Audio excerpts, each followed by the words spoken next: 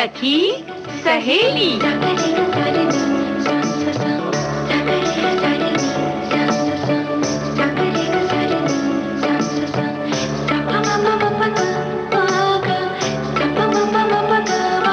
सखी सहेली।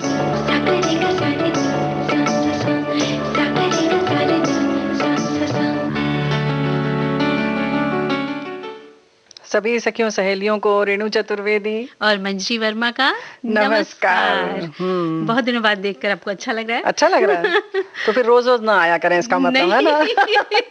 नहीं, रोज आना चाहिए आपको। अच्छा लग रहा है बहुत। भाई हमारी सहेलियां जब रोज रोज मिलती हैं ना, हमारे सब श्रोता मिलते हैं तो वाकई बहुत अच्छा लगता है। आपसे तो रोज क्या हर वक्त मिलते रहे तो भी कम है कि नहीं मंजरी? बिल्कुल बिल्कुल सही कहा रेणु जी आपने।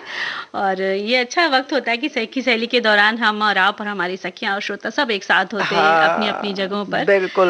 और देखो फिर से एक बार कुछ इलाकों में ठंड बढ़ गई है ना, तो वहां पर फिर से वही साग और सब मूंगफली गुड़ और तिल इन सब का मजा लिया जा रहा है। बिल्कुल। उसका आनंद ही कुछ और है सर्दियों में, क्योंकि ये खास कर चीजें मिलती हैं तो जितना हो सके आप खा लीजिए और अपने अंदर ताकत और ऊर्जा भर लीजिए। बिल्कुल, है ना। लेकिन वहीं ये समय ऐसा भी है कि जब व्यायाम भी अच्छे से किया जा सकता है, तो सिर्फ खाइए नहीं बल्कि साथ में व्यायाम करिए और जो भी दिशा निर्देश मिल रहा है कोरोना से संबंधित उसका भी पूरा ख्याल रखें, है ना। बिल्कुल, बहुत जरूरी है क्योंकि सुरक्षा बहुत जरूरी है। तो आज हम सुरक्षा की बात आ रही है तो जो समुद्री तट है हमारे, उनका तट रक्षक दिवस है। बिल्कुल, तो उस पे चर्चा करेंगे। और क्योंकि आज है एक और चर्चा का विषय हमारा आज और है कि हम चर्चा करेंगे सखी विशेष साहित्य के बारे में, जो सोमवार को होगा। कवित्री महादेवी वर्मा जी के बारे में आज हम इस पर चर्चा करेंगे। बिल्कुल, लेकिन जो सखी विशेष तुमने कहा मंजरी ना, वो थोड़ा सा हमारी सखियां सोच रही होंगी ये सखी विशेष क्या हो गया, इसके बारे में आप बता दीजिए।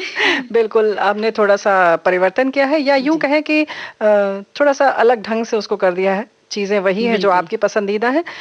सोमवार को हम साहित्यिक बातें लेकर आएंगे, तो आज कवयित्री महादेवी वर्मा पर बात करेंगे और कला दर्पण भारतीय कला की जानकारी इसमें देंगे, जिसमें आज हम मधुबनी पेंटिंग के बारे में बताएंगे। और आज स्मृति दिवस भी है कल्पना चावला का, उनके बारे में तो जाहिर है बात करेंगे ही। और फिर बात करेंगे सपनों से समझौता क्यों। क्या बात है, क्या बात है।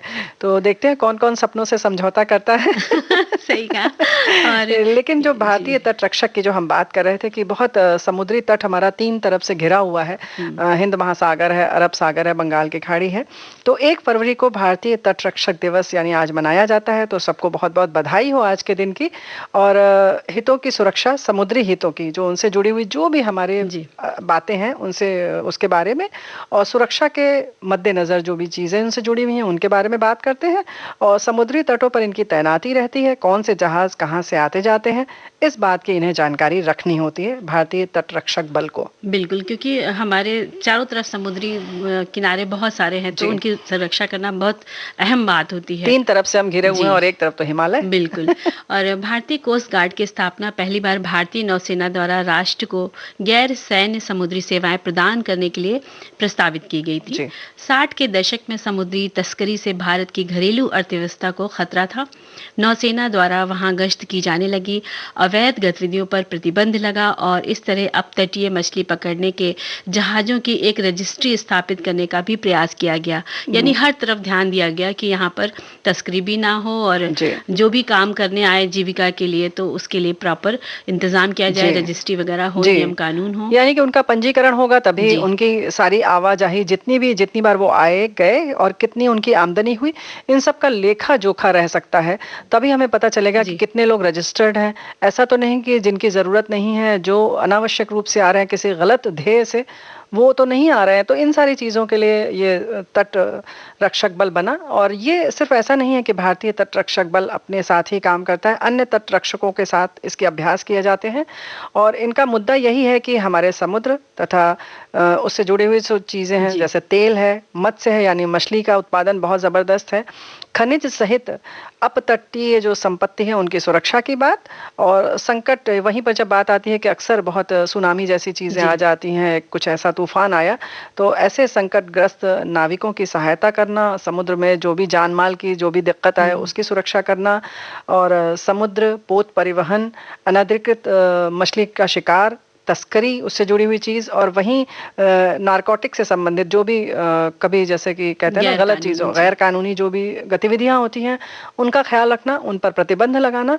और ऐसा नहीं है, प्रतिदिन शाम को भी अगर आप देखेंगे किसी समुद्री किनारे पर अगर आप हैं, तो ढेर सारे तटरक्षक बल तैनात हो जाते हैं ताकि हमारी ये जो हमारी जलीय सीमा है उसमें भी हम सुरक्षित रहें। बिल्कुल, क्योंकि उसमें भी अक्सर देखा जाता है कि कोई ना कोई सेंध लगा ही देता है, बिल्कुल। तो उससे बचाव बहुत जरूरी है। और समुद्री जो पर्यावरण है और उसकी परिस्थिति का परीक्षण तथा दुर्लभ प्रजातियों की सुरक्षा, क्योंकि बहुत सारे समुद्र में जीव जंतु रहते हैं, तो उनका भी लोग अवैध तरीके से लेकर खनन कर रहे हैं, उसको ले रहे हैं, हाँ जी, तस्करी कर रहे हैं, तो वो भी ध्यान देते हैं। और वैज्ञानिक आंकड़े एकत्र करना तथा युद्ध के दौरान नौसेना की सहायता करने के लिए समुद्र तटों में सुरक्षा प्रदान करना, ये हमारे भारतीय जो तट रक्षक दल हैं, चाहे वो यहाँ के हो चाहे कहीं के भी हो, सब सतर्क और अलर्ट तैनात रहते हैं। और ऐसा नहीं है, समुद्र के अंदर वैसे भी कहते हैं कि बहुत गहरा है समुद्र, उसके अंदर बहुत सारे रत्न हैं, और केवल जीव जंतु तो है ही, वो तो बहुत बहुमूल्य है, उसके साथ साथ रत्न है,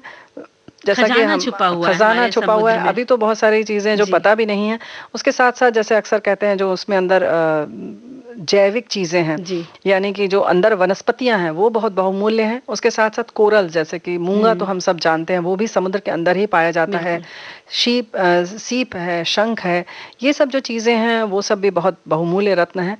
उन सब को कहीं ऐसा तो नहीं कोई चोरी कर ले, इस सब सुरक्षा जो है वो हमारे भारतीय तट रक्षक बल करते हैं, तो उन्हें हम सलाम करते हैं, उन्हें एक बार फिर बधाई देते हैं, सभी देशवासियों को भी और खास तौर से भारतीय तट रक्षक बल को। बिल्कुल।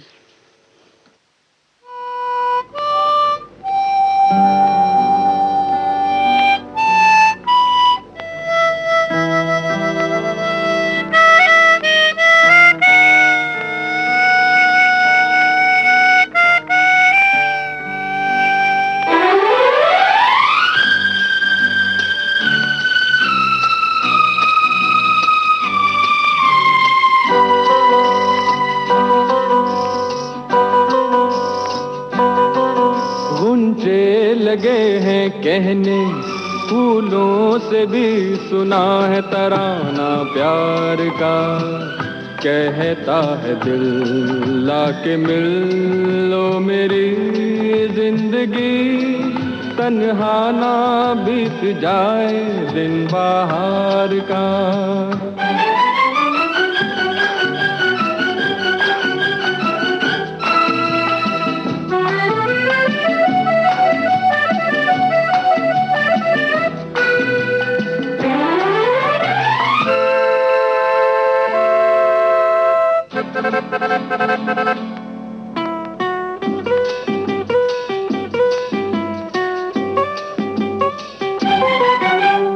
अभी अभी एक हवा का झोंका याद तेरी ले आया, याद के साजों पर दिल ने एक प्रीत का गीत सुनाया।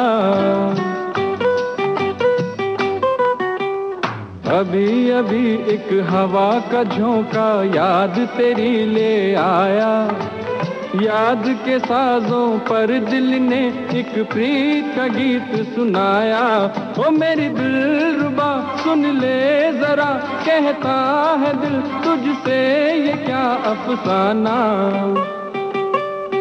घुंटे लगे हैं कहने फूलों से भी सुना है तराना प्यार का, कहता है दिल लाके मिल लो मेरी जिंदगी, तन्हा ना बीत जाए दिन बाहर का।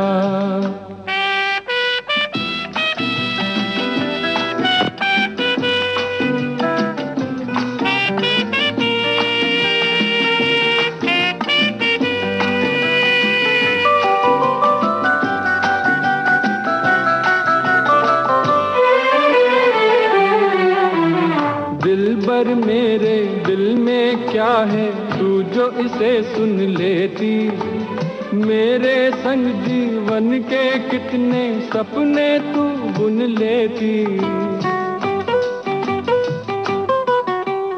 दिलबर मेरे दिल में क्या है तू जो इसे सुन लेती, मेरे संग जीवन के कितने सपने तू बुन लेती, ओ मेरी दिलरुबा तू बन शमा और देख जा जलता हुआ परवाना।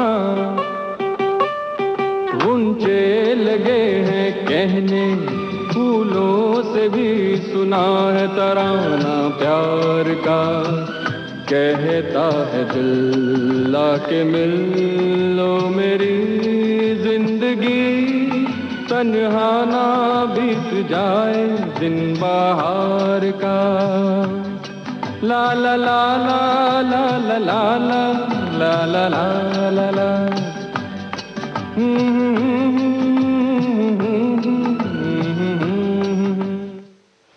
ऊंचे लगे हैं खिलने, है ना? क्या बात है। गीत के बोल कितने सुंदर थे। बहुत सुंदर, बहुत सुंदर। और रचना की जब बात आती है तो बोल तो सुंदर होते ही हैं और लिखने वाले भी क्या गजब लिखते हैं, है ना? क्योंकि अक्षर वो वही होते हैं लेकिन उनको घुमा करके वो कैसे कैसे पिरो देते हैं, शब्दों में डाल देते हैं, तो वो एक अद्भुत होता है। वो सब गुण जो होते हैं वो किसी उन्हीं व्यक्तियों में होते हैं जो लिख सकते हैं, लिख सकते हैं, विशेष कृपा होती है जिसको कहते हैं। और ऐसी ही आज हम बात करने जा रहे हैं महान कवयित्री महादेवी वर्मा जी के बारे में, जिन्हें की भारत सरकार ने पद्म भूषण से भी नवाजा। हिंदी की सर्वाधिक प्रतिभावान कवयित्रियों में से एक है, जैसा कि हम सब जानते ही हैं। और हिंदी साहित्य में छायावादी युग के 4 प्रमुख स्तंभों में से एक मानी जाती हैं महादेवी वर्मा। इसलिए उन्हें आधुनिक मीरा के नाम से भी जाना जाता है। और कवि निराला जी ने तो कहा भी, हिंदी के विशाल मंदिर की सरस्वती कहा है इन्हें। बिल्कुल, कितनी अच्छी सी उन्होंने उपमा दी उनको। और महादेवी वर्मा जी का जन्म 26 मार्च सन 1907 को फर्रुखाबाद उत्तर प्रदेश में हुआ। आपके परिवार में 7वीं पीढ़ी के बाद पहली बार पुत्री का जन्म हुआ था। और उनके बाबू बांके बिहारी जी अत्यंत खुश हुए और हर्ष से वो झूम उठे और उन्होंने अपने घर की देवी जो थी, उनकी कुल देवी महादेवी मानते हुए उनका नाम महादेवी रख दिया। जी हाँ, आपके पिता श्री गोविंद प्रसाद वर्मा भागलपुर के कॉलेज में प्राध्यापक थे और इनकी माता का नाम हेमरानी देवी। हेमरानी देवी जी बहुत ही धर्मपरायण, कर्मनिष्ठ, भावुक और शाकाहारी महिला थी। जब उनका विवाह हुआ था तो अपने साथ सिंहासन पर आसीन भगवान की मूर्ति भी लेकर आई थी और प्रतिदिन कई घंटे पूजा पाठ, रामायण, गीता, विनय पत्रिका का पाठ किया करती थी। और संगीत के प्रति भी उनकी बड़ी खास रुचि थी। और इसके विपरीत उनके जो पिता गोविंद प्रसाद जी थे, वे विद्वान होने के साथ साथ संगीत प्रेमी और शिकार करने और घूमने के बहुत शौकीन थे। और शिकार करते थे तो मांसाहारी उनका भोजन भी प्रिय था और साथ साथ वे हंसमुख स्वभाव के भी थे। महादेवी जी की शिक्षा इंदौर में मिशन स्कूल से प्रारंभ हुई और साथ ही संस्कृत, अंग्रेजी, संगीत तथा चित्रकला की शिक्षा अध्यापकों द्वारा घर पर उन्हें दी जाती रही। विवाह के बाद उन्होंने क्रॉसवेट कॉलेज इलाहाबाद में प्रवेश लिया और वहीं छात्रावास में रहकर पढ़ाई करने लगी। सन 1921 में 8वीं कक्षा में प्रांत भर में प्रथम स्थान उन्होंने प्राप्त किया। यहीं से उनकी काव्य जीवन की शुरुआत भी हुई। बिल्कुल, 7 वर्ष की आयु से ही कविताएं लिखने लगी और 1925 तक जब उन्होंने मैट्रिक की परीक्षा उत्तीर्ण की तो एक सफल कवयित्री के रूप में प्रसिद्ध हो चुकी थीं। बहुत सारी पत्र पत्रिकाओं में आपकी कविताओं का प्रकाशन होने लगा और कॉलेज में सुभद्रा कुमारी चौहान के साथ घनिष्ठ मित्र रहीं आप। और 1932 में जब उन्होंने इलाहाबाद विश्वविद्यालय से संस्कृत में एमए पास किया, तब तक उनके तो 2 कविता संग्रह निहार एवं रश्मि प्रकाशित हो चुके थे। कितनी अल्पायु में, है ना? बिल्कुल। और विवाह के बाद भी उनका जीवन जो था वो एकदम सन्यासिनी जैसा था। वे सदा सफेद वस्त्र पहना करती थी, तख्त पर सोया करती थी और कभी शीशा नहीं देखा। और सन 1966 में जब उनके पति की मृत्यु हो गई तो वो स्थायी रूप से इलाहाबाद में रहने लगी थी। महादेवी वर्मा जी के लेखन, संपादन और अध्यापन कार्य में वे लगी रहती थी। उन्होंने इलाहाबाद में प्रयाग महिला विद्यापीठ के विकास में योगदान दिया। उस समय में महिला शिक्षा के क्षेत्र में क्रांतिकारी कदम था उनका ये। यहाँ वे इसकी प्रधानाचार्य एवं कुलपति भी रहीं। जी, सन 1923 में उन्होंने महिलाओं की प्रमुख पत्रिका चांद का कार्यभार संभाला। निहार, रश्मि, नीरजा व सांदेगीत नामक कविता संग्रह आपके प्रकाशित हुए और वृहत्कार में यामा शीर्षक से प्रकाशित किया गया। उन्होंने गद्य, काव्य, शिक्षा और चित्रकला सभी क्षेत्रों में बिल्कुल नया आयाम स्थापित किया। इसके अतिरिक्त उनके 18 काव्य और गद्य कृतियां हैं, जिनमें मेरा परिवार, स्मृति की रेखाएं, पथ के साथी, श्रृंखला की कड़ियां और अतीत के चलचित्र प्रमुख हैं। और ये बहुत सारी चीजें विस्तार से हमारे श्रोताओं ने फेसबुक पर भी लिखकर भेजा है ना मंजरी। हाँ। क्या बात है। और सन 1955 में आपने इलाहाबाद में साहित्यकार संसद की स्थापना की और पंडित इला चंद्र जोशी जी के सहयोग से साहित्यकार का संपादन संभाला। उन्होंने भारत में महिला कवि सम्मेलनों की नींव रखी। इस तरह पहला अखिल भारतीय भारतवर्षीय कवि सम्मेलन 15 अप्रैल सन 1933 को सुभद्रा कुमारी चौहान जी की अध्यक्षता में प्रयाग महिला विद्यापीठ में संपन्न हुआ। वे हिंदी साहित्य में रहस्यवाद की प्रवर्तिका भी मानी जाती हैं। उन्होंने स्वतंत्रता संग्राम में भी हिस्सा लिया। वे बौद्ध धर्म से बहुत प्रभावित थी। और हमारे देखिए श्रोता भी बहुत सारी चीजें लिखकर भेज रहे हैं। हो सकता है कि उसमें हमारा दोहराव हो सकता है। महादेवी वर्मा हिंदी कविता की मूर्धन्य कवयित्री थी। आधुनिक हिंदी कविता में महादेवी वर्मा जी एक महत्वपूर्ण शक्ति के रूप में उभरी और आपने हिंदी को कोमलता और मधुरता से सिंचित कर सहज मानवीय संवेदनाओं को अभिव्यक्त किया है। और आप फिर से लिख रहे हैं, नीरजा, निहार, दीपशिखा उनकी प्रमुख लोकप्रिय रचनाएं हैं और हम उन्हें याद करते हैं, नमन करते हैं। तो हमारे बहुत सारे श्रोता उन्हें याद करते हुए उन्होंने बहुत विस्तार से लिखा है। बहुत सुंदर इन्होंने लिखा है, प्रेम की वेदना और आनंद को अपने जीवन में अंगीकार करने वाली भक्ति काल की कवयित्री मीरा के समान आधुनिक युग की सुप्रसिद्ध कवयित्री महादेवी वर्मा से कौन साहित्य प्रेमी प्रभावित नहीं होगा। हिंदी साहित्य में इनका सर्वोच्च स्थान है। तो हमारे बहुत सारे श्रोताओं ने बड़ी अच्छी अच्छी बातें विस्तार से लिखकर भेजी हैं। सबको बहुत बहुत धन्यवाद। और उन्होंने नारी शिक्षा और उनकी आत्मनिर्भरता के लिए बहुत काम किया और सामाजिक रूढ़ियों के प्रति आवाज उठाई, इसलिए उन्हें महिला मुक्तिवादी भी कहा गया। जन सेवा के प्रति समर्पित रही तो उन्हें समाज सुधारक भी कहा गया। और उनकी बहुत सी रचनाएं हैं, गीत हैं, आत्मिका, परिक्रमा, संधिनी, यामा, गीत पर्व, दीप गीत, स्मारिका, नीलांबरा आदि।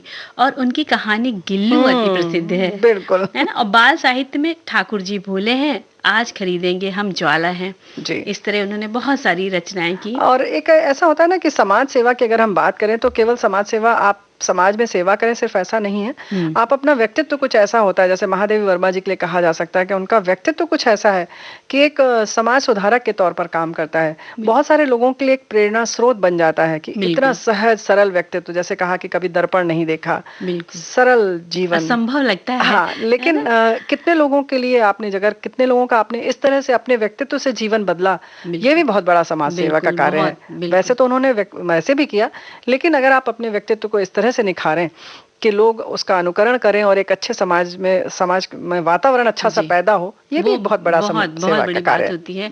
और इस तरह का प्रयास हमें लगता है सबको करना चाहिए, अपने व्यक्तित्व को पहले निखारे जी, है ना। और बहुत से उन्हें पुरस्कार और सम्मान मिले, जैसे 1943 में उन्हें मंगला प्रसाद पारितोषिक एवं भारत भारती पुरस्कार, सन 1956 में पद्म भूषण सम्मान, साथ ही सन 1969 में विक्रम विश्वविद्यालय, कुमाऊं विश्वविद्यालय, दिल्ली विश्वविद्यालय और बनारस हिंदू विश्वविद्यालय से उन्हें सन 1984 में डीलिट की उपाधि से सम्मानित किया गया। यानी कि ये जो विश्वविद्यालय थे, इन सब से उन्हें उपाधि प्रदान की गई। इस तरीके के बहुत सारे ज्ञानपीठ पुरस्कार आपको मिला, जो कि साहित्य का सर्वोच्च सम्मान होता है। और इस तरह से उन्होंने बहुत सारी और भी सम्मान मिले। अगर जब हम ज्ञानपीठ के बाद अगर हमें लगता है कि कुछ और चर्चा करने की ज़रूरत नहीं है, बाकी तो स्थानीय स्तर पर मिल जाते हैं। लेकिन जैसा हमने बार बार कहा कि व्यक्तित्व है, और अधिकांश समय उन्होंने उत्तर प्रदेश के इलाहाबाद नगर में बिताया, प्रयागराज जिसे आजकल कहा जाता है। और 11 सितंबर 1987 को आप सदा के लिए संसार से विदा हो गई। लेकिन वैसे भी कहते हैं ना कि साहित्यकार कभी भी विदा नहीं होते, वो अपनी रचनाओं के जरिए हमारे बीच सदा रहते हैं जी। और इस तरह से हम उन्हें याद करते हैं, नमन करते हैं और सुनते हैं एक गीत जरूर।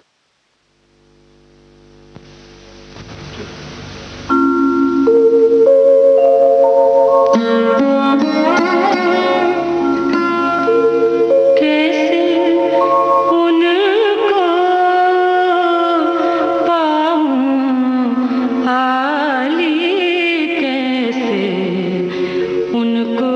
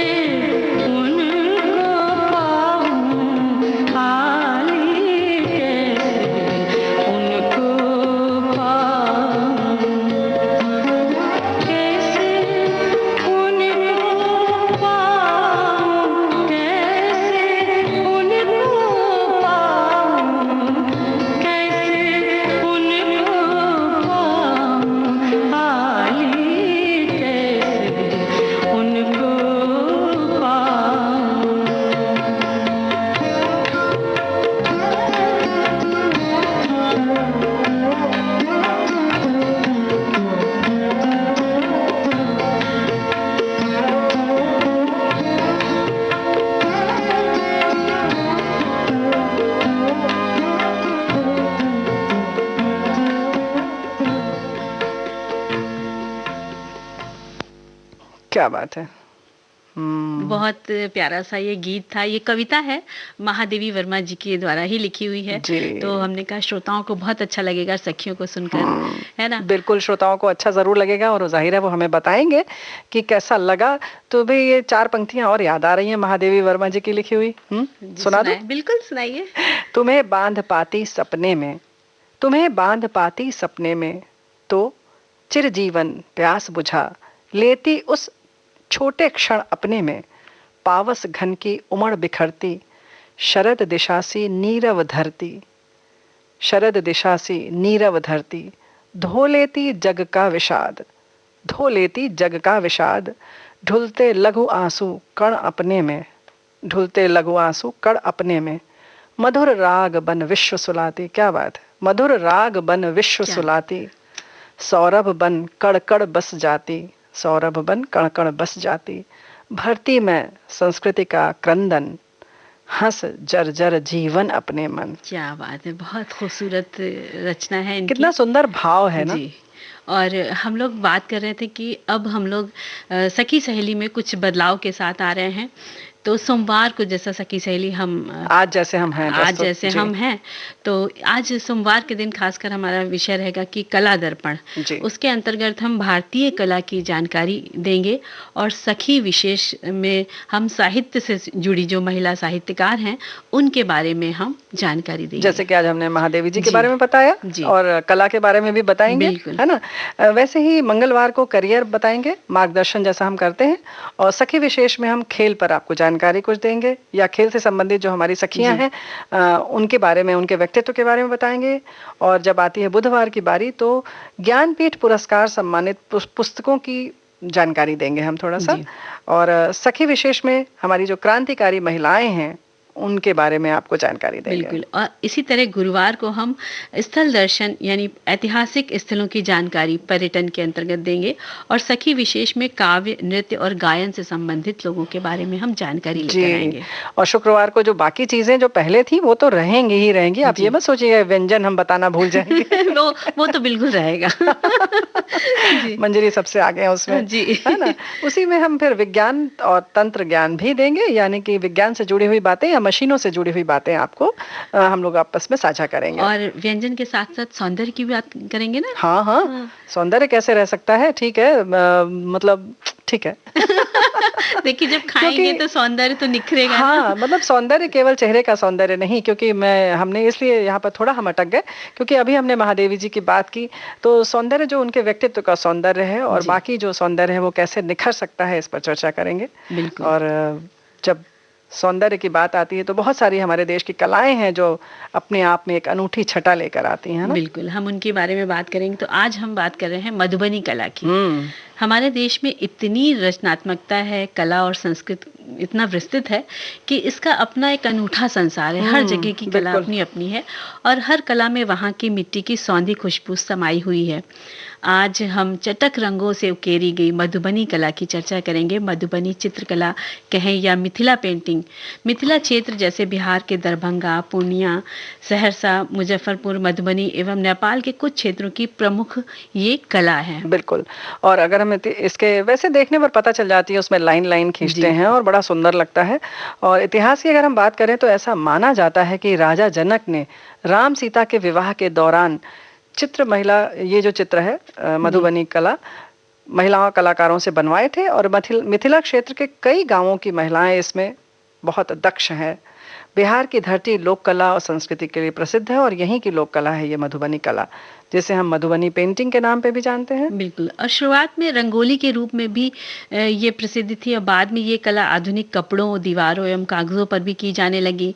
महिलाओं के साथ साथ पुरुष भी इस कला में माहिर हैं और पहले ये पेंटिंग गांव की मिट्टी से लीपी गई झोपड़ियों में देखने को मिलती थी। धीरे धीरे पेपर और कैनवास पर भी खूब बनने लगी।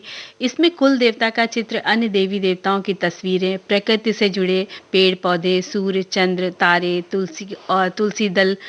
तुलसी का पौधा होता था, और विवाह के दृश्य भी इसमें देखने को मिलते हैं, और इसके साथ साथ पशु पक्षियों के चित्र भी बनाए जाते हैं इस कला में। बिल्कुल। इसमें दो तरह की कला होती है, भित्ति चित्र और अरिपन या अल्पना, ऐपन भी जिसको बोलते हैं। बहुत सारी जगहों पर हम बोलचाल में जल्दी में पूजा वगैरह में जब करते हैं तो कहते हैं ऐपन। और भित्ति चित्र भी होता है। भित्ति चित्रों में चिकनी मिट्टी या गाय के गोबर के मिश्रण में बबूल की गोंद मिलाकर दीवारों पर लीपा जाता है उसको हाथ से, और इसमें चमक आ जाती है। और फिर घर की 3 खास जगहों पर ये बनाने की परंपरा है, जैसे पूजा का स्थान और कोहबर कक्ष, और शादी या फिर खास उत्सव पर घर के बाहरी दीवारों पर। कोहबर ऐसी जगह होती है जहां पर पूजा का स्थान ही होता है उससे जुड़ा हुआ, और कोहबर तो आमतौर पर आपने शादी विवाह में सुना होगा सखियों, कि उसी में जब कन्या जब आती है आंगन से उठकर तो वहां पर बैठकर कुछ बातें होती हैं, और फिर हर बार पूजा के लिए वो वहां पर आती है कोहबर में। जी। और इसी तरह से खास उत्सव पर बाहर की दीवारों को भी सजाया जाता है, जैसे घर सजाते हैं आजकल बिजली की झालर से। तो पहले मधुबनी पेंटिंग से या कला से सजाया जाता था। इसमें माँ दुर्गा, काली, सीताराम, राधा कृष्ण, शिव, पार्वती, जो भी हमारे अवतार हैं और देवी देवता हैं, उनका चित्रण किया जाता है। और इसके अलावा प्राकृतिक और अन्य खूबसूरत नज़ारों के चित्र भी बनाए जाते हैं, पशु पक्षियों, वृक्ष, फूल पत्ती, स्वास्तिक, कलश आदि। और वहीं अर्पण यानी अल्पना घर के आंगन में बनाई जाती है, और इन पेंटिंग्स में माचिस की तीली या बांस की कलम से भी इसको बनाया जाता है। चटक रंगों का खूब इस्तेमाल होता है, गहरा लाल, हरा, नीला, काला, नारंगी, कई बार तो फूलों और उनकी पत्तियों को पीस कर और उनमें बबूल के गोंद और दूध वगैरह मिलाकर बनाया जाता है। जी। और वहीं कुछ कभी कभी हल्के रंग भी लगाए जाते हैं जैसी जरूरत होती है, पीला, गुलाबी, नींबू का रंग। खास बात यह है कि रंग भी हल्दी, केले के पत्ते, गाय के गोबर जैसी चीजों से घर में तैयार किए जाते हैं। लाल रंग के लिए पीपल की छाल का इस्तेमाल करते हैं, और मधुबनी कई स्टाइल होते हैं, भरनी, कचनी, तांत्रिक, गोदना और कोहबर। बिल्कुल। और मधुबनी पेंटिंग्स मिथिलांचल में हजारों साल से चली आ रही है। सन 1934 से पहले ये सिर्फ गांव की एक लोक कला ही थी। आज मधुबनी पेंटिंग भारत ही नहीं विदेशों में भी खूब धूम मचा रही है। बिहार की कलाकार सीता देवी, जिन्हें सन 1969 में सरकार द्वारा सम्मान मिला, इसी के साथ जगदम्बा देवी जी को 1975 में पद्मश्री सम्मान मिला, और सीता देवी जी को 1984 में पद्मश्री प्राप्त हुआ, और बाद में सीता देवी को मधुबनी पेंटिंग के लिए बिहार रत्न और शिल्प गुरु सम्मान से भी सम्मानित किया गया। बिल्कुल। यानी इस कला में जो महिला हमारी जो कलाकार हैं वो सभी सम्मानित हुई अपनी हुनर के बदौलत। बिल्कुल। वहीं हम अगर हम नाम लें तो महासुंदरी देवी का भी नाम आता है 2011 में, और इस साल बरुआ देवी को सम्मान मिला है। इन्हीं पुरस्कारों से नवाजा गया। 1977 में मोजर और रेमंड ली ओवेंस उस समय के लिए एक फुल ब्राइटर स्कॉलर थे जो उस समय के, उनके फाइनेंशियल सपोर्ट से मधुबनी के जित बरापुर में मास्टर क्राफ्टमैन और एसोसिएशन ऑफ मिथिला की स्थापना हुई थी, जो वहाँ पर एक गांव है। इसके बाद ही ये जगह मधुबनी पेंटिंग का एक हब बन गया, और कला की सही कीमत यहाँ पर मिलनी शुरू हुई। ये चित्रकारी जो है, इसकी विशेषता यह है कि सामाजिक सांस्कृतिक से जुड़ी होने के कारण लोक संस्कृति की झलक मिलती है, और ऐसा प्रधान चित्र होने से रेखा की प्रधानता स्पष्ट होती है। रेखा प्रधान चित्र है ये, और इसमें रेखाएं ज्यादा दिखती हैं, खाली स्थान बिल्कुल छूटता ही नहीं है, और चित्रों को रंगों से भरा जाता है, और बहुत स्वरूप जो है वो सांकेतिक रूप में दिया जाता है।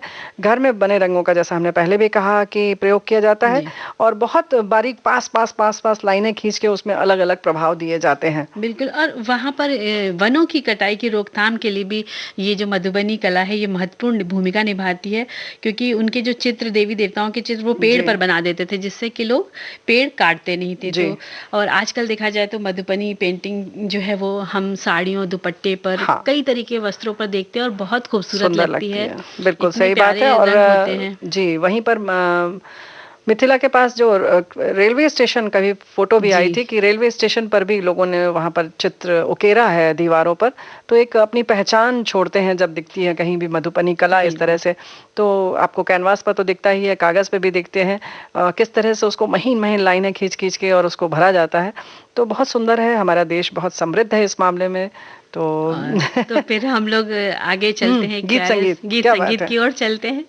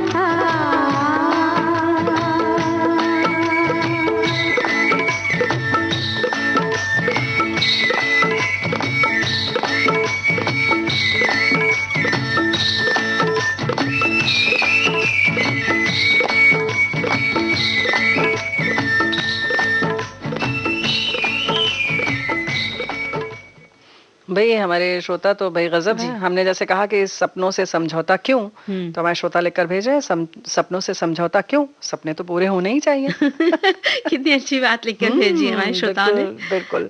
तो वहीं सपनों की बात आती है तो कल्पना भी उससे जुड़ी हुई बात है। और कल्पना जो हमारी सब नाम जानते हैं, एक बहुत अच्छी सी पंक्तियां इनके लिए लिखकर भेजी हैं हमारे एक श्रोता ने। बताइए। कल्पना नहीं हकीकत थी वो, धरा पर नहीं आकाश में घूमती थी वो, अपनी अथक मेहनत और अपने बुलंद इरादों से जमी आसमां एक कर गई वो, अब बनकर एक नक्षत्र रहने लगी हमसे बहुत दूर वो, आज भी सातों आसमान के पार से अपनी जन्मभूमि को निहारती वो, जो जन्मी तो भारत में लेकिन भरकर बड़ी ऊंची उड़ान पहुंच गई थी विदेश में वो, आज भी दूर से हर बेटी को खुद पर गर्व करने का संदेश दे रही वो, कि कोई आम लड़की नहीं, देश की बेटी कल्पना चावला थी वो। आज पुण्यतिथि पर श्रद्धांजलि दे रहे हैं हम लोग।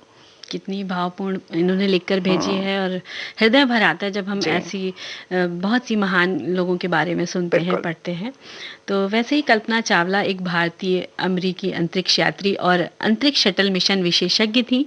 आपका जन्म 17 मार्च सन 1962 करनाल हरियाणा में हुआ था। परिवार में 4 भाई बहनों में ये सबसे छोटी थी। घर में प्यार से सब मोन्टू कहते थे। आपकी पढ़ाई टैगोर बाल निकेतन में हुई और जब आप 8वीं में पढ़ रही थी तभी से इंजीनियर बनने का सपना आपने देख लिया। उनकी मां ने अपनी बेटी की भावनाओं को समझा और आगे बढ़ने में मदद दी। हालांकि पापा चाहते थे कि वो डॉक्टर बने, लेकिन कल्पना को तो चांद तारों को करीब से देखना, अंतरिक्ष की सैर करने की कल्पना मन में बसी थी। वे बहुत ही लगन वाली, मेहनती और जुझारू प्रवृत्ति की थी। आगे की शिक्षा वैमानिक अभियांत्रिकी में पंजाब इंजीनियरिंग कॉलेज चंडीगढ़ से की और सन 1982 में उपाधि यांत्रिकी की स्नातक में प्राप्त उन्होंने किया।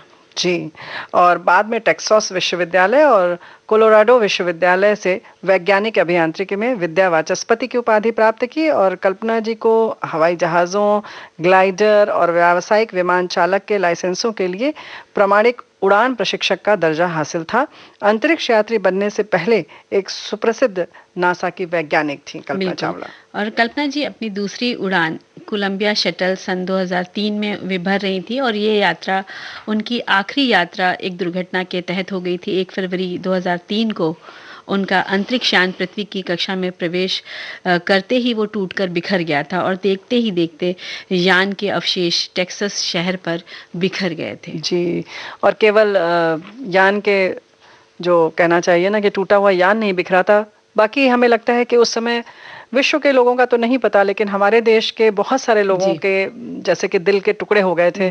और बिल्कुल ऐसे लगा कि हम सब का सपना ऐसे बिखर सा गया है। बिल्कुल ऐसा लग रहा था कि हमारे घर की एक बेटी चली गई। इस तरह के भाव उमड़ गए थे और बहुत लोग इसके लिए शोक में डूब गए थे। हाँ, बिल्कुल ऐसा लगा कि कुछ हमसे ऐसा बहुमूल्य सा छिन गया है जिसकी कि हमने कल्पना भी नहीं की थी। बिल्कुल, और कहते हैं ना कि कोई रहे ना रहे लेकिन अपने जीवन में हमेशा महका करता है अपनी कारनामों की वजह से।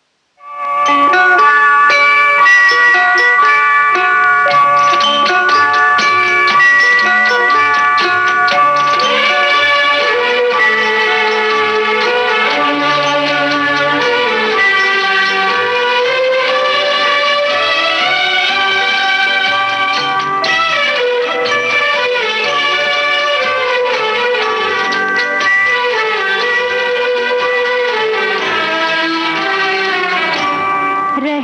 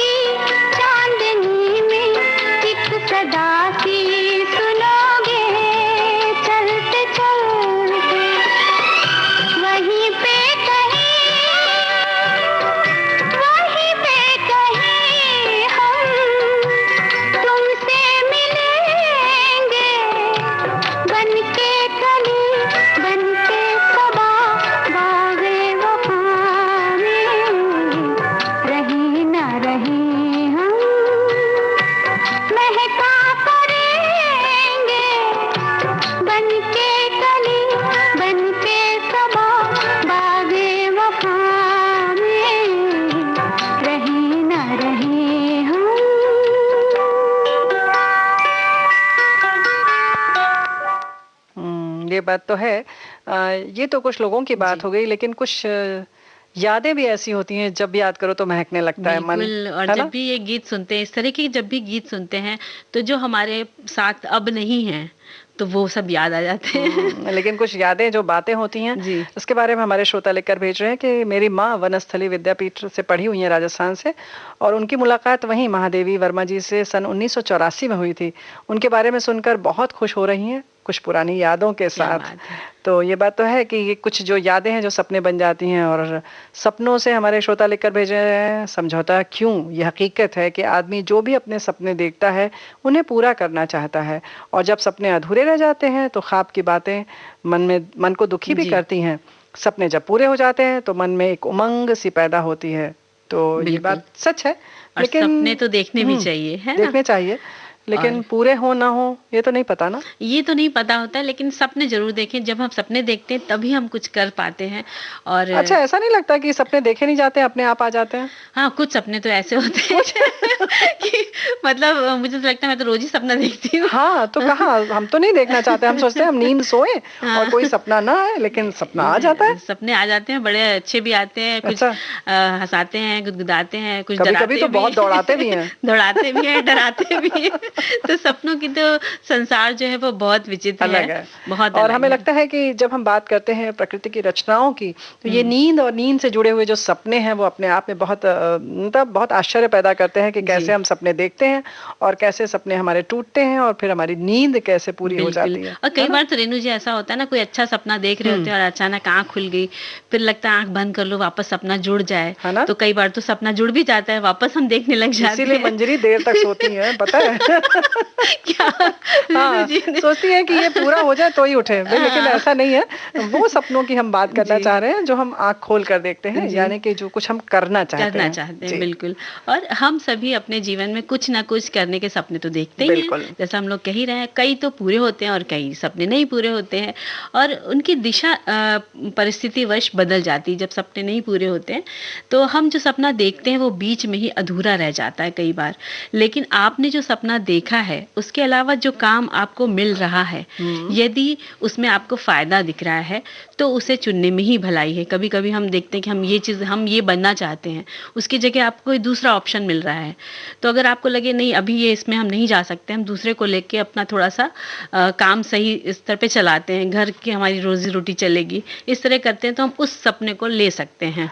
नहीं, बिल्कुल लेना ही चाहिए। कुछ चीज़ें ऐसी होती हैं, केवल रोज़ी-रोटी की बात नहीं होती है मंजरी, कुछ अपनी क्षमताओं की भी बात होती जी। है। अगर आपको लगता नहीं है, अगर गायन में हमारी रुचि ज़रूर है, हमारे सपना है कि हम बहुत बड़े अच्छे गायक बने, गायिका बने, लेकिन हो सकता है कि हमारे पास उतना सुर का ज्ञान ना हो, बिल्कुल। या हम उतनी जल्दी उस चीज़ को सीख ना पा रहे हों। हो सकता है कि आप कुछ मशीन कलपुर्जों में आपकी ज़्यादा ज़्यादा कुछ रुचि है। ऐसी रुचि के अलावा कुछ क्षमताएँ मिलती हैं, कह सकते हैं ईश्वर प्रदत्त हैं। कम मेहनत से हो सकता है उसमें आप ज़्यादा अच्छा प्रदर्शन कर सकते हैं। हो सकता है नृत्य कला आपको बिल्कुल। बहुत अच्छा कर रहे हो, आप उसमें चले जाएँ। बिल्कुल। तो समझौता तो इसको नहीं कह सकते, लेकिन हाँ, अपनी क्षमताओं को देखते हुए ही हमें सपने शायद देखने चाहिए। है बिल्कुल ना? सही कहा आपने। और शुरुआत में क्या होता है, किसी भी काम को करने के लिए हमें बहुत मेहनत करनी पड़ती है, बिल्कुल। यानी कि ज़मीन से हमें शुरुआत करनी जी। पड़ती है, और धीरे-धीरे हम मेहनत करते हुए हम ऊँचाई की तरफ भी पहुँच जाते हैं। बिल्कुल। क्योंकि ऐसे तो कोई भी चीज़ हासिल नहीं होती है। जैसे जी। आपने संगीत की बात करी, तो अभ्यास नहीं करेंगे हम लगातार रोज़, तो हम उसमें निपुणता हासिल कर ही नहीं हाँ, सकते। मंजरी बिल्कुल, जो अभी हमने जैसे कहा ना, तो ऐसा मत सोचिएगा सखियों कि हमने ये कहा कि आप में क्षमता नहीं है तो आप छोड़ दें। नहीं, आप करें, लेकिन फिर भी आप अपनी क्षमताओं को देखें कि किसमें आप बेहतर प्रदर्शन जी। कर सक रहे हैं, उस पर ज़्यादा ध्यान दें तो अच्छा रहेगा। बिल्कुल। जी। और वहीं जब हम ये सोचते हैं कि हमारी शादी हो, हमारा जी। वैवाहिक जीवन अच्छा हो, यानी और हमारा परिवार कैसा होगा, परिवार हमारा कैसा घर हो, कैसा होगा, हाँ। हम घर को कैसे सजाएँगे, ये जी, भी सपने होते ये भी हैं। सपने बिल्कुल। होते हैं, और हर कोई देखता है सपने, जी। चाहे वो पुरुष हो, चाहे महिला हो, वो अपने जीवन साथी के सपने देखता है। जी। और उसके भी ख्वाब होते हैं, क्योंकि कई बार क्या होता है कि जो हम महिलाएँ हैं, वो बहुत सपना देखती हैं कि चलो सब कुछ अच्छा होगा, और हम भी कुछ अच्छा करेंगे, अपनी पहचान बनाएँगे स्वतंत्र जी, रूप से। बिल्कुल। और कई बार क्या होता है, जब शादी होती है तो ज़िम्मेदारियाँ इतनी बढ़ जाती हैं कि हम अपने लिए कुछ अच्छा करने के लिए उतना सोच नहीं पाते, क्योंकि सोच नहीं पाते, और वही वाली बात है, जैसे तुमने कहा कि दिशा बदल जाती है और हमारी ज़िम्मेदारियाँ कुछ और हो जाती हैं। तो हमें लगता है कि हम शायद वो सही मायने में वो सपने ही देखते हैं, जबकि हमें सपने भी हकीकत के धरातल पर थोड़ा देखना चाहिए, है ना। जैसे कि हमने कार खरीदा, एक छोटा सा उदाहरण है, हमने कार तो खरीद ली, हमने सोचा अच्छा ठीक है हमारे पास इतने पैसे हम कार खरीद सकते हैं, लेकिन उसके साथ आने वाले जो और खर्चे हैं हम उन्हें शायद नहीं जोड़ पाते या उनकी हम योजना नहीं बना पाते। ऐसे ही शादी की बात है, हम सिर्फ सपने देख लेते हैं कि अच्छा शादी होगी तो बहुत सारे कपड़े मिलेंगे, गहने मिलेंगे और सारे उपहार मिलेंगे ढेर सारे, और जैसे फिल्मों में दिखाते हैं वैसा ही होगा, लेकिन उसके साथ जो जिम्मेदारियां हैं हम शायद उनका आकलन नहीं कर पाते। उनको सब जोड़ के यानी बहुत हकीकत के साथ सपने देखने चाहिए और सपने बुनने चाहिए। बिल्कुल सही कहा आपने। और जिन परिवार में माता पिता अपने बच्चों को सब समझाते हैं कि नहीं, फिल्मों का अलग तरीका होता है कहानियां दिखाने का, लेकिन वास्तविक जीवन में हर मिनट मिनट पे, हर सेकंड पर स्थितियां बदलती हैं, तो हमें उसके अनुसार रहना चाहिए। और हम ये नहीं कहते कि आप शादी के बाद अपनी जिम्मेदारियों से हटिए, ये नहीं करिए, जिम्मेदारियां पूरी करिए। बच्चे हैं तो बच्चों को पालिए, अच्छे संस्कार दीजिए, और जब आपके बच्चे इस योग्य हो जाएं कि वो अपना सब कर सकते हैं और आप भी कुछ कर सकती हैं, तो फिर आप अपने घर से बाहर निकल के जो आप करना चाहती हैं उसके लिए आप आगे बढ़ जाइए, और जिस क्षेत्र को पसंद करती हैं उसकी तरफ कदम रखिए, सफलता मिलेगी। बिल्कुल मिलेगी। जरूरत वही है कि आपको रास्ता चुनना है। आपके आसपास कैसा वातावरण है, आपके पास क्या उपलब्ध संसाधन है, चाहे वो पैसे की बात हो, चाहे पारिवारिक स्थिति की बात हो, या आपके जो भी स्थितियां हैं, जो वातावरण है, जो रीति रिवाज हैं आपके यहाँ वो हैं, उनके बीच में से सबको संभालते हुए आपको रास्ता निकालना चाहिए। बिल्कुल। और इसमें परिवार की सहमति, पति की सहमति बहुत जरूरी होती है। अगर सब लोग खुश होकर एक अपना विचार रखते कि नहीं तुम कुछ कर सकती हो, मंजरी तुमने अगर ये कह दिया ना तो हमारी बहनें बहुत नाराज होंगी कि पति की सहमति जरूरी है। ये सखियों ये समझ लीजिए आप, सिर्फ पति की सहमति नहीं, हो सकता है कि आपके पति कोई ख्वाब देख रहे हो, तो इसमें दोनों के जीवन साथी की सहमति की जरूरत है। यानी कि पति कुछ करना चाह रहे हैं तो उसमें आपका जीवन साथी जो भी है मतलब दोनों के लिए है ये बात, सहमति के साथ ही करें। बिल्कुल, अगर पति कुछ ऐसा नहीं है पाबंदी सिर्फ पुरुषों महिलाओं पे लगती है, पुरुषों पर भी लग जाती है परिवार की जिम्मेदारियों की वजह से, तो वो भी अपना ख्वाब पूरा करें, क्योंकि घर के जो परिवार चलाने के लिए दोनों का महत्व है। तो अगर व्यक्ति चाहता है ये कुछ करना तो उसको करने दीजिए, और आप चाहती तो आप करिए। तो मेरा कहने का मतलब ये था। और वही अक्सर जब करियर चुनने की बात आती है तो उन्हें परिवार और समाज की ओर से ऐसा करियर अपनाने की सलाह दी जाती ज्यादातर कि जिससे वो घर में भी समय दे सकें। और कई बार क्या होता है कि ऐसे टाइमिंग्स होते हैं कि उनको घर के कामों के लिए थोड़ा सा आगे पीछे करना पड़ता है। तो हालांकि महिलाएं बहुत जिम्मेदारी से सब काम को करती हैं, तो वो मैनेज भी कर लेती हैं।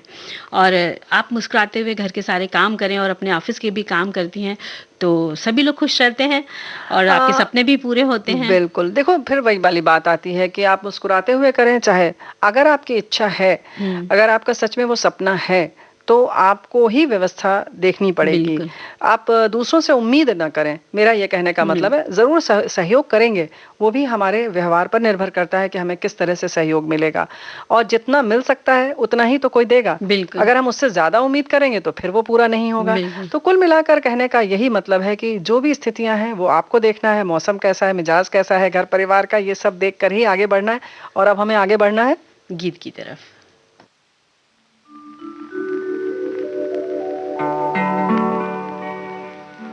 दिल शाद था के फूल खिलेंगे बहार में, मारा गया गरीब इसी एतबार में।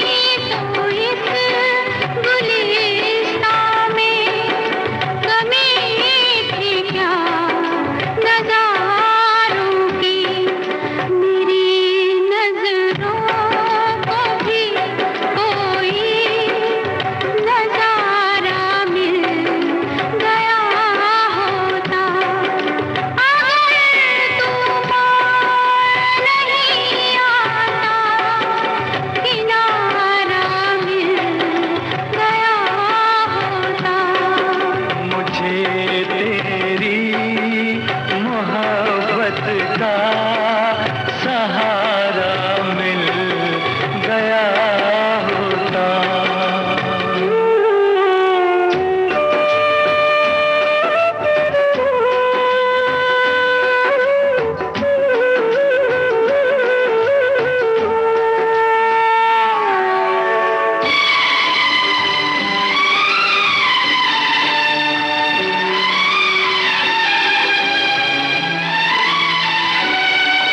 खुशी से अपनी आँखों को मैं अश्कों से भिगो लेता, मेरे बदले तू हंस लेती, मेरे बदले तू हंस लेती, तेरे बदले मैं रो लेता।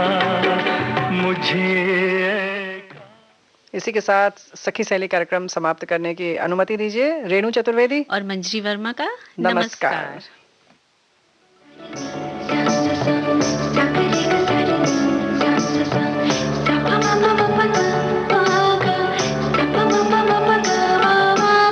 सखी सहेली।